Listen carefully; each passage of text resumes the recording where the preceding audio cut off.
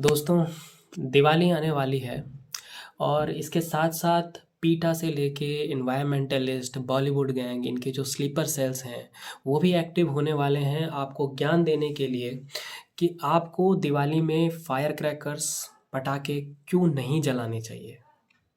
और कहीं ना कहीं हमारी खुद की इग्नोरेंस की वजह से हम इनकी बातों में आ भी जाते हैं, क्योंकि हमारी जो लिबरल अप्रोच है कहीं ना कहीं आपसे सवाल ज़रूर पूछती होगी कि यार, त्रेता युग में जब भगवान श्री राम अयोध्या वापस आए थे उस समय तो कोई फायर क्रैकर्स नहीं हुआ करते थे, उस समय तो कोई स्पार्कलर्स, फुलझड़ियाँ नहीं हुआ करती थी, तो हम आज क्यों जलाते हैं। There is a logic behind it. ठीक है, मैं इसको एक्सप्लेन करूँगा, लेकिन उसके लिए आपको ये वीडियो पूरी देखनी पड़ेगी। आपको एक सीक्वेंस समझना पड़ेगा कि हम इसको इस तरीके से, हमारे जो त्यौहार हैं क्यों सेलिब्रेट किए जाते हैं। दिवाली से पहले आता है श्राद्ध पक्ष, जिसको महालय पक्ष भी कहते हैं। अब श्राद्ध पक्ष में हमारी क्या मान्यताएं हैं। श्राद्ध पक्ष में हमारे जो एंसेस्टर्स हैं, हमारे जो पूर्वज हैं, हम उनको धरती पर बुलाते हैं। वी जस्ट फीड देम, हम उनको खाना खिलाते हैं। और हमारी एक और मान्यता है कि हमारे बिलीफ के अनुसार हमारे जो एंसेस्टर हैं वो बिलोंग करते हैं स्वर्ग से, उनका जो स्थान है वो स्वर्ग में है, हम उनको धरती पर बुलाते हैं।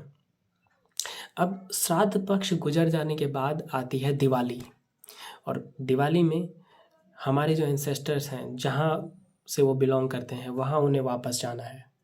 तो उनको वापस भेजने के लिए, to show them the way to the heaven, we just light the sky. हम जो आकाश को है हम जगमगाते हैं फायर क्रैकर से, रोशनी से। तो ये इसके पीछे एक रीज़न है, और ये कोई हवाई बातें नहीं हैं। हमारे बहुत सारे स्क्रिप्चर्स, हमारे बहुत सारे ग्रंथों में इनके रेफरेंसेस मिलते हैं। इस एक पर्टिकुलर टर्म को संस्कृत में कहते हैं आकाश दीपम।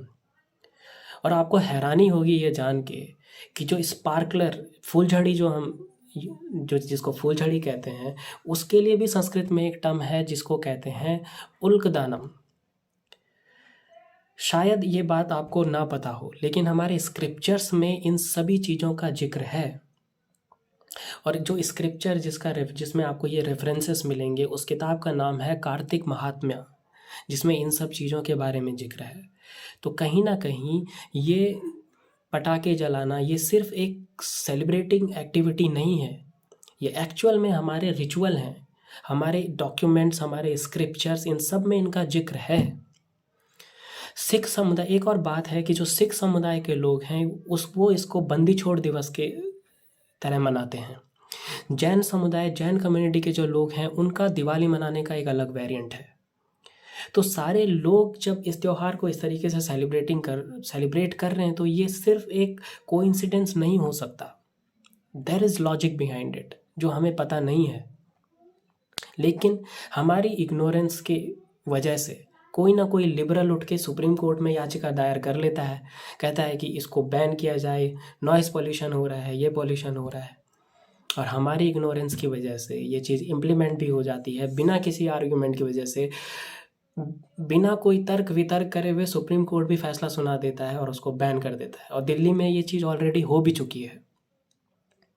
लेकिन हमें ये चीज़ समझनी चाहिए कि firing crackers, busting crackers is not just a mere celebrating activity, it is a ritual.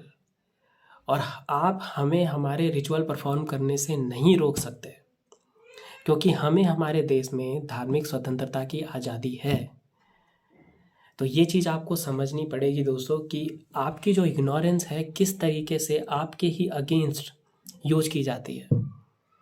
इसीलिए जो भी ये बॉलीवुड गैंग, पीटा, एनवायरमेंटलिस्ट, उनको बोलने दीजिए, लेट देम बार्क।